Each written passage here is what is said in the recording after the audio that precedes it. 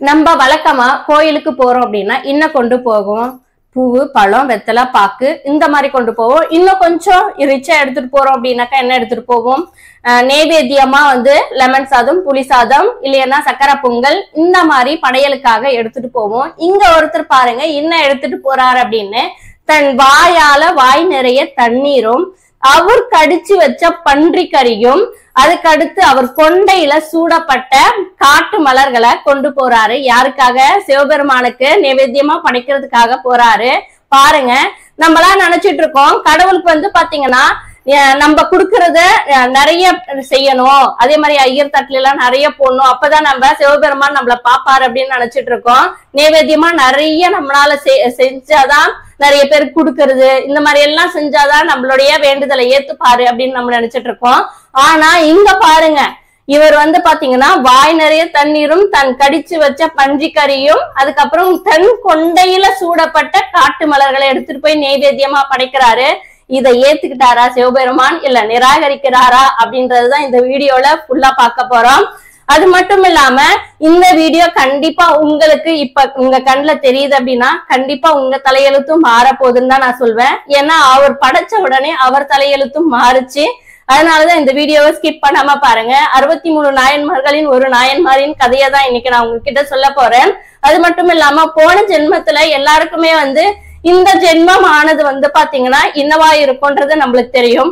போன ஜென்மத்துல என்னவா இருந்தோம், அடுத்த ஜென்மம் என்னவா இருக்க போகுது அப்படின்றது கண்டிப்பா நம்மளுக்கு தெரியாது. ஆனா ஒரு நாயன்மாருக்கு மட்டும் அடுத்த ஜென்மத்துல என்னவா இருக்க போறன்றது முன்கூட்டியே அவருக்கு சொல்றாரு. அதுதான் நம்ம விரிவா இன்னைக்கு பார்க்க போறோம். நம்ம வீடியோவை இதுதான் ஃபர்ஸ்ட் டைம் பாக்குறீங்க அப்படின்னா லைக் அண்ட் சப்ஸ்கிரைப் பண்ணிக்கோங்க, பெல் ஐக்கானை கிளிக் பண்ணிக்கோங்க. அப்பதான் நம்ம இது போல போடுற வீடியோக்கள் உங்களை சேர்ந்தடையும். வாங்க வீடியோக்குள்ள போயிடலாம். காளகஸ்தியில் மலைகளால் சூழப்பட்ட கொத்தப்ப நாட்டில் உடுப்பூர் அப்படின்ற கிராமத்துல வேடவர் குலத்துக்கு தலைவனாக நாகனும் தத்தையும் வாழ்ந்து வராங்க. இவங்களுக்கு நிறைய காலமா குழந்தை பேரே இல்லை. அவருக்கு மலை கடவுளான முருகப்பெருமான போறாங்க கோயிலுக்கு. போன உடனே அங்க குறி சொல்லும் ஒரு குறத்தி இருக்காங்க. அந்த குறி சொல்லும் குறத்தி சொல்றாங்க, குறி சொல்ற வழக்கம் இருக்கும் இல்லையா, அந்த மாதிரி அவங்களும் குறி கேட்கிறாங்க. குறி கேட்ட உடனே அந்த குறி சொல்லும் குறத்தி சொல்றா, உங்களுக்கு இன்னும் அடுத்த 10 மாசத்துல ஒரு ஆண் குழந்தை, அழகான ஒரு ஆண் குழந்தை பாத்தீங்கன்னா பிறக்க போகுது. அது மட்டும் இல்லாம 16 வயசு வரைக்கும் தான் அவங்க கூட இருக்க போறாங்க அப்படின்னு சொல்லிட்டு சொல்றாங்க. நாகனுக்கும் தத்தைக்கும் ஒரே சந்தோஷம். ஏன்னா நீண்ட காலமா ஒரு குழந்தை இல்லாம ஒரு குழந்தை நம்மளுக்கு பிறக்க போகுது அப்படின்னா எப்படி இருக்கும் அந்த ஆனந்தம் அப்படின்றது பாத்துக்கங்க. அவ்வளவு பெரிய ஆனந்தத்துல துள்ளி குதிக்கிறாங்க. அதுக்கப்புறம் நாள் கடந்து போகுது. 10 மாசம் போன உடனே குழந்தை பிறக்கிறாங்க. பிறந்த உடனே அந்த வேடவர் குலத்துல தலைவன் கையில குடுக்கறது தான் வழக்கம். அதே போலதாங்க அந்த ஆண் குழந்தைய எடுத்துட்டு யார் கையில? நாகன் கையில குடுக்கறாங்க. நாகன் பாருங்க எப்படி பேர் சூட்டுறாரு அப்படின்றது. நம்ம எல்லாம் அஸ்ட்ராலஜி பிரகாரமா வாழை எழுதணும், தூ இந்த மாதிரி நேம் என்னென்ன ஆரம்பிக்குதோ அதுலதான் பேர் வைப்போம். அந்த காலத்துல பேர் எப்படி வச்சிருக்காங்க அப்படின்றத பாருங்க. நாகன் தலைவன் கையில அந்த குழந்தைய கொடுத்த உடனே அந்த குழந்தை தூக்கி பார்த்தோன்னே திண்ணன் இருந்ததாம். அதனால அந்த குழந்தைக்கு என்னன்னு பேர் சூட்டினாங்களாம்? திண்ணன் அப்படின்ற ஒரு பெயரை சூட்டி இருக்காங்க. ரொம்ப அழகா குழந்தையோட ஒவ்வொரு பருவங்களும் ரொம்ப ரசிச்சு வாழ்ந்து வந்தாங்க. உங்களுக்கு நல்லாவே தெரியும், ஒவ்வொரு வருஷமும் குழந்தையினுடைய அந்த சேட்டைகள் ஆகட்டும், இப்ப ஒரு குழந்தை பிறக்குதுன்னு வச்சுக்கோங்களேன், பிறந்த உடனே உருண்டுறது, அதுக்கப்புறம் நாள் கால்ல தாவறது, அப்புறம் ஒரு அடியா எடுத்து தத்தக்க புத்துக்குன்னு நடக்கிறது, இது எல்லாமே ஒரு பெற்றோருக்கு பாத்தீங்கன்னா வியப்பா பாப்பாங்க. அந்த மாதிரிதான் இங்க நாகனும் தத்தையும் வியப்பா வளர்த்து வராங்க. காலங்கள் உருண்டு ஓடன உடனே 5 வருஷம் ஆகுது. இப்ப நம்ம எப்படி ஸ்கூல்ல சேர்க்கிறோமோ அதே மாதிரி அங்க பாடசாலையில சேர்க்கறதுக்காக முடிவு பண்றாங்க. நம்ம எப்படி இங்க இப்படி எழுதணும், அதே மாதிரி இந்த மாதிரி எல்லாம் பழகணும் அப்படின்னு சொல்றோமோ அதே மாதிரிதாங்க காட்டுக்குள்ளேயும் ஒரு வில்ல எடுத்து இப்படி வைக்கணும், சரியா வைக்கணும், அம்பு எடுத்து எய்தணும் அப்படின்னு சொல்லிட்டு குருநாதர் சொல்லி தராரு. யாருக்கு? திண்ணனுக்கு. திண்ணனுக்கு சொல்லவா வேணும்? ஏன்னா ஒரு வில்ல எடுத்து சென்ட்ரல வைக்கணும், இப்படி சைடா வைக்க கூடாது, கிராஸா இருக்க கூடாது. ஏன்னா குறிப்பாத்து ஒரு அம்பை எய்தணும் அப்படின்னா சாதாரண ஒரு விஷயம் கிடையாதுங்க. இந்த மாதிரி ஒவ்வொன்னா பழக்க வைப்பாங்களாம்.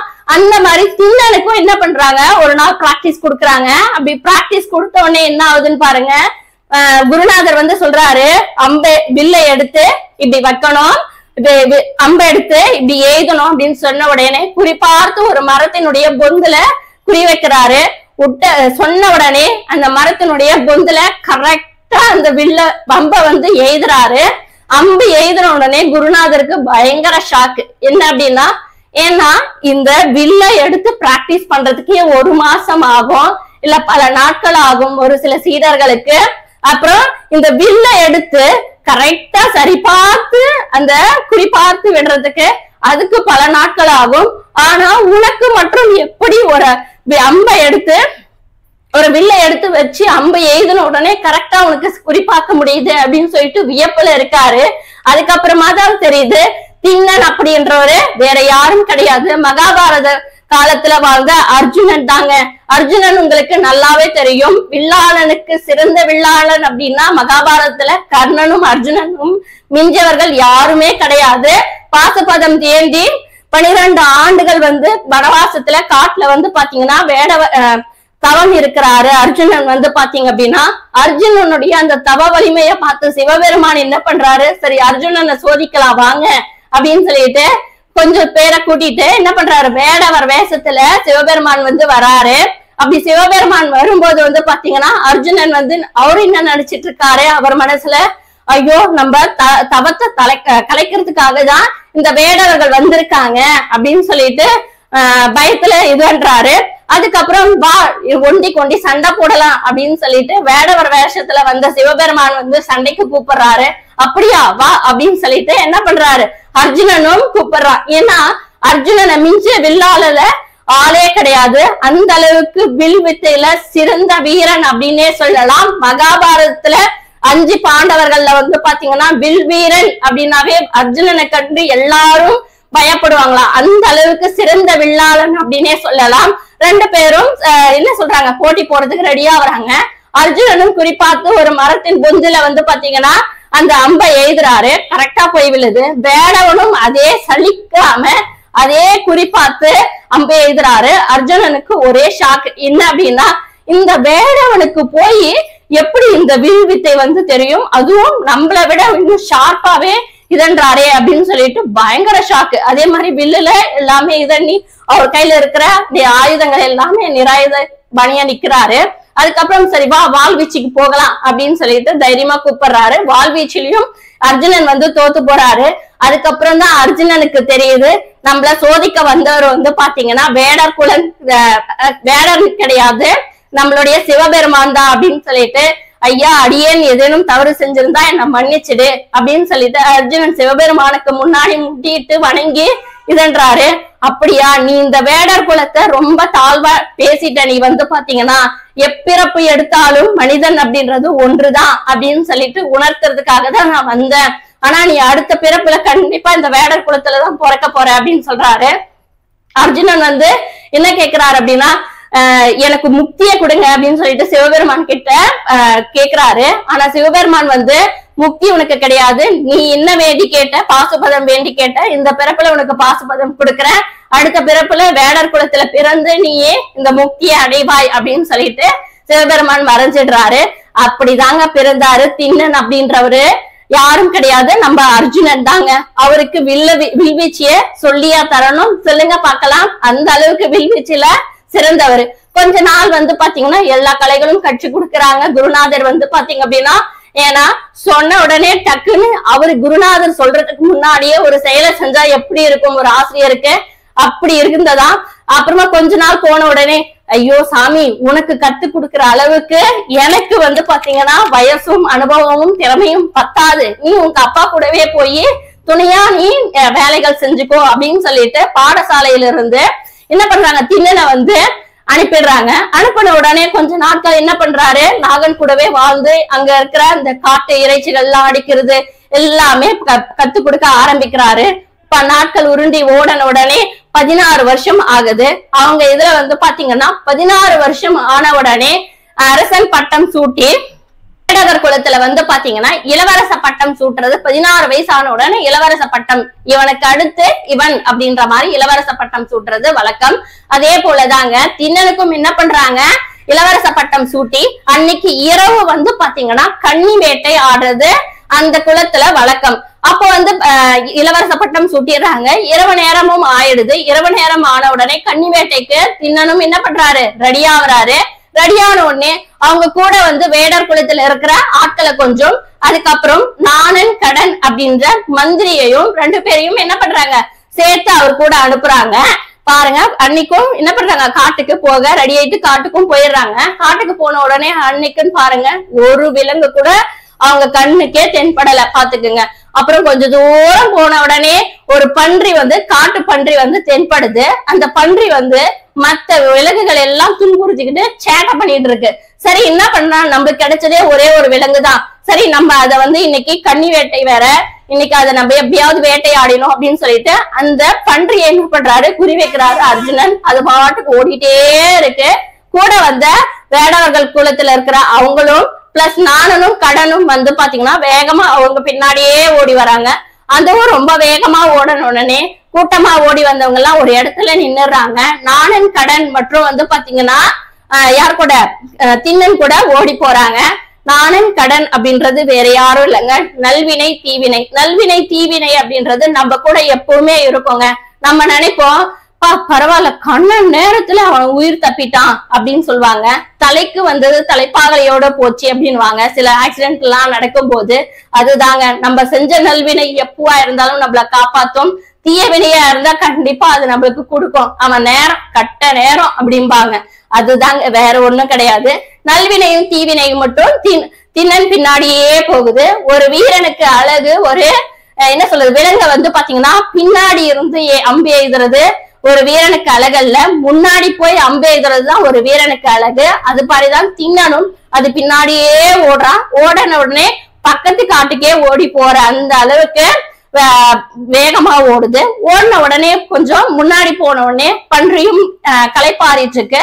திண்ணனும் அந்த பன்றிக்கு முன் வந்து பாத்தீங்கன்னா என்ன பண்றா, கொஞ்சம் களைப்பாறின உடனே அம்பு எய்தி அதை வேட்டையாடுறான். காரனும் நாடனும் வந்து பாத்தீங்கன்னா கடன் சொல்றான், எனக்கு இவ்வளவு தூரம் ஓடி வந்தது ரொம்ப பசிக்குதுப்பா, இந்த பன்றிய சுட்டு சாப்பிட்டு போலாம் எங்க போறதுனாலும் அப்படின்னு சொல்லிட்டு கடன் சொல்றான். திண்ணனும் என்ன பண்றான், ஆமா ஆமா எனக்கும் ஓடி வந்தது ரொம்ப களைப்பா இருக்கு, இத சுட்டு சாப்பிடலாம் அப்படின்னு சொல்றான். நானன் இப்ப சொல்றான், தோ அங்க ஒரு நதிக்கு ஆறு தெரியுது பாரு, அந்த ஆத்துக்கரையில போய் நம்ம சுட்டு சாப்பிடலாம் அப்படின்னு சொல்லிட்டு நானன் சொல்றான். சரி 3 பேருமே எடுத்துட்டு வராங்க. அந்த ஆறு வந்து பொன்முகிலி ஆறுங்க. அந்த ஆத்துல என்ன பண்றாங்க, சரி தண்ணி தாகமா இருக்கு, முதல்ல தண்ணி குடிக்கலாம் அப்படின்னு சொல்லிட்டு திண்ணன் வந்து அந்த தண்ணியை எடுத்து இப்படி வாயில வைக்கிறதுக்கு இப்படி போறா. அப்ப போன உடனே நானன் சொல்றான், அதோ அங்க ஒரு மலை தெரியுது பாரு, அந்த மலையில தான் ஒரு குடுமி சாமி இருக்கு. நானும் உங்க அப்பாவும் எப்ப வேட்டைக்கு வந்தாலும் சரி அந்த குடுமி சாமிய பார்க்காம நாங்க போறதே கிடையாது அப்படின்னு சொல்லிட்டு யாருக்கு, திண்ணனுக்கு சொல்றான். சரி இவனுக்கு என்ன நினைச்சானே தெரியல. சரி நம்ம அந்த குடுமி சாமிய பாக்கணும்னு சொல்லிட்டு கையில எடுத்து அந்த தண்ணிய குடிக்க கூட குடிக்காம ஆற்றோட கலக்க விட்டுட்டு திண்ணனும் நாணனும் வந்து போறதுக்கு ரெடி ஆகுறாங்க. கடன் கிட்ட திண்ணன் சொல்றான், இந்த பன்னிய நீ சுட்டு வை, நாங்க வர்றதுக்குள்ள போயிட்டு வர்றதுக்குள்ள அப்படின்னு சொல்லிட்டு சொல்றான். நாணனும் திண்ணனும் வந்து பாத்தீங்கன்னா போறாங்க. போயிட்டு மலை ஏற கொஞ்சமா போயிட்டே இருக்காங்க. அந்த மலை உச்சிக்கு போற கொஞ்ச தூரத்துல ஏதோ ஒரு சத்தம் கேக்குது இல்ல அப்படின்னு சொல்லிட்டு திண்ணன் சொல்றான். அப்படி ஒண்ணும் எனக்கு கேட்கலையே அப்படின்னு சொல்லிட்டு நாணன் சொல்றான். அது ஒண்ணும் இல்லைங்க, முற்பிறப்பாலதான் அது உணர முடியும் அப்படின்றதுதான். இப்ப அப்படியே மேல போன உடனே வந்து பாத்தீங்கன்னா சிவலிங்கமானது என்ன பண்ண, தூசி படிஞ்சு அப்படியே வெளிவட்டமா இருந்தா எப்படி இருக்கும் உங்களுக்கு, அந்த மாதிரி சிவலிங்கமானது பராமரிக்காம எப்படி இருந்தா அந்த தூசி படிஞ்சு ஒட்டடை எல்லாம் இருக்கும்ல, அந்த மாதிரி அந்த சிவலிங்கமானது இருக்கு. திண்ணனுக்கு பார்த்துட்டு ஒரே ஷாக்கு, ஐயா உன்னை பிரிஞ்சு அந்த சிவலிங்கத்தை போயிட்டு அப்படியே கட்டி அணைச்சி அப்படியே கண்ணீராலே அபிஷேகம் பண்றாரு திண்ணன். உன்னை பார்க்க எனக்கு இவ்வளவு காலம் ஆச்சா அப்படின்னு சொல்லிட்டு முற்பிறப்பானது அப்பதான் ஞாபகத்துக்கே வருது திண்ணனுக்கு வந்து பாத்தீங்கன்னா. அப்படியே அந்த கட்டி அணைச்சி அவ்வளவு ஆர்ப்பாட்டம். ஏன்னா தண்ணீர் அந்த கண்ணீராலே அபிஷேகம் பண்ணிட்டாருன்னா பாத்துக்கங்களா, அந்த அளவுக்கு ஆர்ப்பாட்டம் பண்ணிட்டாரு. அதுக்கப்புறமா வந்து பாத்தீங்கன்னா சொல்றாரு, திண்ணன் சொல்றாரு, உன்னை விட்டு நான் எங்கேயும் போக மாட்டேன், இதுக்கு மேல உனக்கு நான் தான் காவல் அப்படின்னு சொல்லிட்டு திண்ணன் சொல்றாரு. பாத்துக்கங்க சிவபெருமானுக்கு யார் காவல் அப்படின்ட்டு. அதுக்கப்புறமா அங்க ஏதோ இலத்தலை எல்லாம் வச்சு படைச்சிருக்குது, என்னது இது அப்படின்னு சொல்லிட்டு நாணன் கிட்ட கேக்குறாங்க. அது ஒண்ணும் இல்ல, இங்க ஒரு குடிசாமி வரும், அந்த குடிசாமி வேலைதான் இதெல்லாம் அப்படின்னு சொல்லிட்டு என்ன சொல்றாரு நாணன் வந்து திண்ணனுக்கு சொல்றாங்க. என்ன பண்ணுவாரு அப்படின்னா, நாணன் அதை எடுத்துரைக்கிறாரு. ஒரு சொம்புல மொந்தையில தண்ணி எடுத்துட்டு வருவாரு, தலை மேல கொட்டுவாரு, முணுமுணுன்னு சொல்லுவாரு. அதுக்கப்புறம் ஒரு பூவை எடுத்து அந்த மண்டையில வைப்பாரு, வச்சு முணுமுணுன்னு அப்புறமா ஏதோ ஒண்ணு கொண்டு வருவாரு, ஓபன் பண்ணி அப்படியே க்ளோஸ் பண்ணிட்டு முணுமுணுன்ட்டு போயிட்டே இருப்பாரு. அப்படி இப்படி எல்லாம் பண்ணாதான் சிவபெருமானுக்கு பிடிக்கும் போலகுதுன்னு சொல்லிட்டு என்ன பண்றாரு, சரி திண்ணனும் சரி நானும் உனக்கு ஏதாவது கொண்டு வரேன் அப்படின்னு சொல்லிட்டு, நீ பத்திரமா இரு, என்ன பயப்படாத, நான் உனக்கு காவல் இருக்கேன் அப்படின்னு சொல்லிட்டு திண்ணன் வந்து ரொம்ப ஒரு குழந்தையா, அந்த குழந்தை பருவத்துல இருந்து சொன்னா எப்படி இருக்கும் அந்த மாதிரி சிவபெருமானுக்கு இவர் காவலு, நீ பத்திரமா இருன்னு சொல்லிட்டு இவர் என்ன பண்றாரு, அவ்வளவு இதுவா சொல்லிட்டு பாதி இறங்கிட்டு வந்தேன். ஐயோ உன்னை விட்டு போக எனக்கு மனசே இல்ல, சரி இருந்தாலும் நான் உனக்கு ஏதாவது சாப்பிட கொண்டு வரேன் அப்படின்னு சொல்லிட்டு கீழே இறங்கி வராரு. கீழே இறங்கி வந்த உடனே வாய் நிறைய வந்து அந்த தண்ணியை எடுத்துக்கிறாரு. வாய் நிறைய தண்ணி எடுத்துக்கிட்ட உடனே பன்றி ஒரு சுட்டு வச்சிருந்தாருல்ல, அத வந்து ஒரு இலையில மடிச்சுக்கிறாரு. மடிச்சுட்டு எப்படி எடுத்துக்கிறாரு பாருங்க, அவரு கடிச்சு எது மெதுவா இருக்கும், ஏன்னா சிவபெருமானுக்கு அது பல்லால அந்த இதெல்லாம் வந்து எலும்பெல்லாம் பற்றக்கூடாதுன்றதுக்காக எது மெத்துன்னு இருக்குதோ இவரு கடிச்சு பார்த்து இவரு எச்சில் இட்டத இவரு மடிச்சு வச்சுக்கிறாரு. பாத்துக்கிறீங்க. பாத்துக்கிட்டு அங்க காட்டுல இருக்கிற அந்த காட்டு மலர்கள் இருக்கும்ல, அந்த மலர்களை வந்து தன் கொண்டையில சுடிக்கிறார். இப்ப என்ன பண்றாரு, போறாரு, அந்த வாயில இருந்து அந்த தண்ணீரை அந்த சிவலிங்கத்து மேல துப்புறாரு. துப்புன உடனே இந்த காட்டு மலர்களை எடுத்து அந்த சிவலிங்கத்து மேல வைக்கிறாரு. பன்றிக்கறிய வந்து பாத்தீங்கன்னா படைக்கிறாரு. இதெல்லாம் படைச்ச உடனே நைட்டு ஃபுல்லா விடிய காவல் இருக்காரு. காலையில போயிட்டு என்ன சொல்றாரு, மறுநாள் வந்து சரி உனக்கு நான் இன்னைக்கும் புதுசா ஏதாவது நானு வேட்டையாடி சுட்டு எடுத்துட்டு வரேன் அப்படின்னு சொல்லிட்டு என்ன சொல்றாரு திண்ணன் சொல்றாரு. நாணனும் கடனும் என்ன சொல்றாரு, நம்ம நிறைய தூரம் வந்துட்டோம், மறுநாள் வேற ஆயிடுச்சு, நம்ம வீட்டுக்கு போகலாம் அப்படின்னு சொல்லிட்டு கூப்பிடுறாங்க. நான் எல்லாம் எங்கேயும் வரமாட்டேன், ஏன்னா என்னோட சாமி இதுதான், நான் இங்கதான் காவல் இருக்க போறேன் அப்படின்னு சொல்லிட்டு நாணன் கிட்டயும் கடன் கிட்டயும் திண்ணன் வந்து சொல்றாரு. சொன்னதுக்கு அப்புறமா சரி நான் மறுநாள் வந்து வேட்டையாடி கொண்டு வரேன்னு சொல்லிட்டு போறாரு. வழக்கம் போல யாரு, குடிமிசாமியார், வேற யாரும் இல்லைங்க, சிவகோச்சியார் தான். இவர் வந்து வழக்கம் போல இந்த மாதிரி பூஜை பண்றது வழக்கம். ஒவ்வொரு நாளுமே வந்து பாத்தீங்கன்னா இந்த மாதிரி பார்த்த உடனே இவருக்கு பயங்கர ஷாக். ஐயோ யாரு இந்த மாதிரி எல்லாம் அலங்கோலம் பண்ணது, ஐயோ சிவபெருமானே என்ன மன்னிச்சிடு, இதெல்லாம் பார்த்துட்டு சும்மா இருக்கே அப்படின்னு சொல்லிட்டு இதே மாதிரி ஒரு 5 நாள் போகுதுங்க. 5 நாள் போன உடனே 5வது நாள் என்னது இதே மாதிரி படைச்சிட்டு இதன்றாரு. இது பார்த்து சகிக்க முடியல சிவகோச்சியாருக்கு. ஐயா நீ உண்மையாவே இருக்கியா, இப்படி ஒரு படுபாவி உன்னை இப்படி பண்ணிட்டு போறானே, இத நீ பார்த்துட்டு சும்மா இருக்கியா அப்படின்னு இரவு வந்து சிவபெருமானே சிவகோச்சியார் கனவுல வராரு. வந்த உடனே என்ன சொல்றாரு, ஐயா நீ திட்னியே, அவன் என்னுடைய அடியான் தான், அவன் பாவி கிடையாது. நீ வழக்கம் போல பூஜை பண்றதுக்கு காலையில வருவல்ல, வந்துட்டு வழக்கம் போல பூஜை பண்ணிட்டு என்னுடைய சிவலிங்கத்துக்கு பின்னாடி நீ இருந்து பாரு அந்த அடியேன் என்ன பண்றாரு அப்படின்னு. பார்த்த உடனே உனக்கே தெரியும் அந்த அடியேன் வந்து என்னுடைய சிவபக்தன் தான் அப்படின்னு சொல்லிட்டு சொல்றாரு. சரி இவரும் வழக்கம் போல போறதுக்காக இதன்றாரு. ஆனா இவருக்கு பாருங்க பயங்கர கோபம் சிவபெருமான் மேல.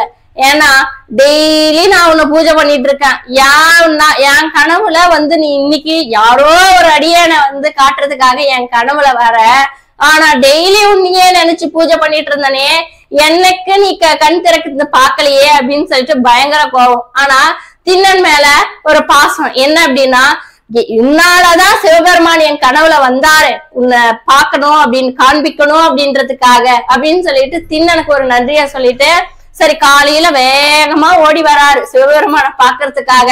அந்த அடியேன் என்ன விட அப்படி என்ன பண்றான் அப்படின்னு சொல்லிட்டு ஒரு பொறாமை இருக்கும்ல, அந்த மாதிரி வந்து திண்ணன் மேல என்ன பண்றான் அப்படின்றதுக்காக பாக்கிறதுக்காக வராரு. வழக்கம் போல ஒரு பூஜையை முடிச்சுட்டு சிவபெருமானுக்கு பின்னாடி அந்த சிவலிங்கத்துக்கு பின்னாடி நிக்கிறாரு. வழக்கம் போல யாரு திண்ணன் வராரு. இது வந்து அந்த குடிமிசாமி வேலையாதான் இருக்கும், திரும்ப வந்திருக்காங்க போல அப்படின்னு சொல்லிட்டு என்ன பண்றாரு, வாய் நிறைய தண்ணியை எடுத்துட்டு கையில பஞ்சிக்கரியை எடுத்துக்கிட்டு கொண்டையில காட்டு மலர்களை சுடி எடுத்துட்டு வராரு. அப்ப வந்து சிவலிங்கத்துல இருக்கிற அந்த 2 கண்ணுல வந்து ஒரு கண்ணுல ரத்தமா வடிஞ்சு ஆறா ஓடுது. இத பார்த்த திண்ணனுக்கு வந்து கையும் ஓடல காலும் ஓடல, கையில இருக்கிற பன்றிக்கறி அப்படியே செதறி 4 பக்கமா போகுது. அப்புறம் திண்ணன் வந்து என்ன பண்றாரு, என்ன பண்றதுன்னே தெரியல, இப்படி போறாரு அப்படி வராரு, அங்கங்க இருக்கிற அந்த இலை தலையெல்லாம் எடுத்து கண்ணுல விடுறாரு. அப்பயும் அந்த ரத்தம் கொட்டுறது நிக்கல. அப்புறமா திடீர்னு ஒண்ணு வருது, உனக்கு உன் கொடுத்தால் சரியாகும் அப்படின்னு அவங்க ஆசான் சொன்னது அவர் புத்திக்கு வருது. அப்போ நம்ம கண்ணை எடுத்து சிவபெருமானுக்கு கண்ணா வச்சோம் அப்படின்னா கண்டிப்பா சரியாயிடும் அப்படின்னு நினைவுக்கு வந்து என்ன பண்றாரு, கொஞ்சம் கூட ஒரு கணம் கூட அவர் யோசிக்கலங்க. தன்னுடைய கண்ணை வந்து அம்ப எடுத்து தன் கண்ணை நோண்டி அப்படியே அந்த சிவபெருமான் கண்ணுக்கு வைக்கிறாரு. இவருக்கு ரத்தம் மாறா கொட்டுது. ஆனா சிவபெருமான் கண்ணுல வர்றது ரத்தம் வந்து நின்னு போச்சுங்க. நின்னு போன உடனே அந்த சந்தோஷத்துல அவருக்கு துள்ளி குதிக்கிறாரு. இப்படி குதிக்கிறாரு அப்படி குதிக்கிறாரு. ஆனா அந்த சந்தோஷம் கொஞ்ச நேரம் கூட நீடிக்கல. ஏன்னா 2வது கண்ணுல இருந்தும் ரத்தம் சலசலன்னு கொட்டிட்டே இருக்கு. இத பார்த்த சிவகோச்சியாருக்கு இப்படி ஒரு பக்தனா அப்படின்னு சொல்லிட்டு வியந்து பாக்குறாரு சிவகோச்சியாரு. அதனாலதான் சிவபெருமான் வந்து அவருக்கு இறங்காத சிவபெருமான் வந்து இவருக்கு கண் இறங்கி கடைக்கண் பார்வையை காட்டியிருக்காரு அப்படின்னே சொல்லலாம். இன்னொரு கண்லயும் வருது. இப்பதான் தெரிஞ்சு போச்சு இல்ல. இப்போ இன்னொரு ஒரு கண்ணை எடுத்து வச்சோம், ரத்தம் வர்றது நின்னு போச்சு. அப்ப இன்னொரு கண்ணை எடுத்து வச்சா என்ன பண்ணும், ரத்தம் வர்றது நின்னு போகும் தெரிஞ்சு போச்சு. ஆனா இவருக்கு ஒரு சந்தேகம் என்ன அப்படின்னு பாக்குறீங்களா, இப்ப நம்ம இன்னொரு கண்ணையும் பிடுங்கிட்டோம்னா அப்ப எங்க நம்ம இந்த கண்ணை இந்த இடத்துலதான் வைக்கிறோம் எப்படி நம்மளுக்கு சரி வரும் அப்படின்ற அடையாளத்துக்காக தன்னுடைய செருப்பணிஞ்ச காலை எடுத்து அந்த கண்ணினுடைய அடையாளத்துக்காக சிவபெருமானுடைய லிங்கத்துல வைக்கிறாரு. இன்னொரு கண்ணை எடுத்து பிடுங்கிறதுக்காக அம்ப எடுக்கிறாரு. அந்த சிவலிங்கத்துக்கு பின்னாடி இருந்து ஒரு அசரீதி ரீதியா வளையலிட்ட கை வந்து நில் கண்ணப்பா நில் அப்படின்னு சொல்லிட்டு, யாரு அப்பா வர்றதுக்கு தாமதமாகுமே கூட தவிர, ஆனா அம்மா வந்து பிள்ளைகள் துன்பப்படுறத கொஞ்ச நேரம் கூட பார்க்க முடியாது, சகிக்க முடியாது அப்படின்றதுக்கு இதுவே ஒரு எடுத்துக்காட்டுங்க. பார்வதி தேவி என்ன பண்றாங்க, நில் கண்ணப்பா நில் அப்படின்னு சொல்லிட்டு அசரீதி ரீதியா சொல்றாங்க. அதுக்கப்புறம் சிவபெருமான் வராரு, உன்னுடைய பக்தியில நான் மிஞ்சிட்டேன், ஏன்னா இப்படி ஒரு பக்தியா அப்படின்னு சொல்லிட்டு வியந்து போற அளவுக்கு எனக்கே நீ வந்து என்ன பண்ற, வியந்து போற அளவுக்கு ஒரு பக்திய காட்டிட்ட அப்படின்னு சொல்லிட்டு சொல்றாரு.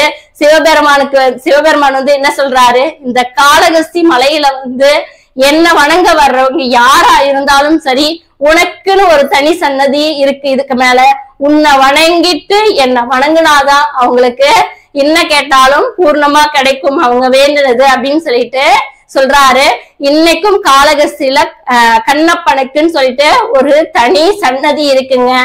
ஏன் சொல்றேன் அப்படின்னா, நிறைய பேர் நினைச்சிட்டு இருக்காங்க என்ன அப்படின்னு, நம்ம ஒரு கோயிலுக்கு போறோம் அப்படின்னா எல்லாம் வாங்கின்னு போயிட்டு நம்ம மத்தவங்க எல்லாம் புளிசாதமோ ஏதோ ஒண்ணு படையல் இடுவாங்க.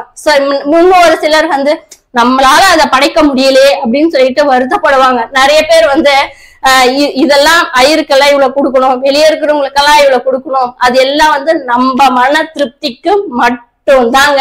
ஏன்னா நம்ம மனசு திருப்திக்காக மட்டும்தான் பண்றோம், சிவபெருமானுக்கோ கடவுளுக்கோ கிடையாது. ஏன்னா அவர் வந்து உன்னை கேட்கறது நீ இவ்வளவு எடுத்துட்டு வந்து கொடு, மத்தவங்களுக்கெல்லாம் தானம் பண்ணு, அதெல்லாம் கிடையாது. உனக்குள்ள இருக்க அந்த மனசானது சுத்தமா இருக்கா, 4 பேருக்கு அந்த உண்மையான அந்த அன்பு இருக்கா. கண்ணப்பனுக்கு எப்படி அந்த கள்ளங்கபடம் அற்ற அன்பு, அது ஒண்ணு மட்டும்தாங்க, வேற ஒண்ணுமே கிடையாது. அவனுடைய அன்பானது எப்படி இருந்துச்சு, தன் கண்ணையே பிடுங்கி சிவபெருமானுக்கு வைக்கிறதுக்கு கூட என்னது ஒரு கணம் கூட சிந்திக்கலங்க. அந்த அன்பதான் என்னது எதிர்பார்க்கிறாரு சிவபெருமான் வந்து சொல்றாரு, அவர் படையிலிட்ட அதெல்லாம் எப்படி இருந்ததுன்னு விவரிக்கிறார் பாருங்க சிவபெருமானே. பஞ்சிக்கறி வந்து அமிர்தத்தை விட இனிமையா இருந்ததாங்க. ஏன்னா இந்த உலகத்திலேயே மிக இனிமையானது எது, அமிர்தம் அப்படின்னு சொல்லுவாங்க. அந்த அமிர்தத்தை விட இனிமையா இருக்குன்னா பாத்துக்குங்க. அவரு வாயால கொண்டு வந்த அந்த தண்ணீர் வந்து எப்படி இருக்கான், கங்கை நதியை விட தூய்மையா இருக்காங்க. அவர் கொண்டு வந்த அந்த மலர்கள் பாருங்க, காட்டு மலர்கள் கற்பக மலரை விட அவ்வளவு வாசம் உள்ளதா இருக்கு அப்படின்னு சொல்லிட்டு சிவபெருமான் வர்ணிக்கிறாரு. வருணிச்ச உடனே இதெல்லாம் வந்து பாத்தீங்கன்னா அவனுடைய அன்பானது எனக்கு இன்னும் ரொம்ப என்ன சொல்றது, அந்த பக்தியில அவ்வளவு மிஞ்சிட்டேன். அந்த பக்தின்றது இப்படிதான் இருக்கும். கள்ளங்கப்படமற்ற ஒரு குழந்தை வந்து நிறைய பேர் சொல்லுவாங்க குழந்தை எல்லாம் பொய் சொல்லாது.